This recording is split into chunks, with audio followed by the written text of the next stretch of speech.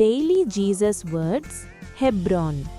నీ పనుల భారము యెహోవా మీద నుంచుము, నీ ఉద్దేశములు సఫలమగును. Commit thy works unto the Lord, and thy thoughts shall be established. Proverbs సామెతలు 16:3. సకల సంపదలతో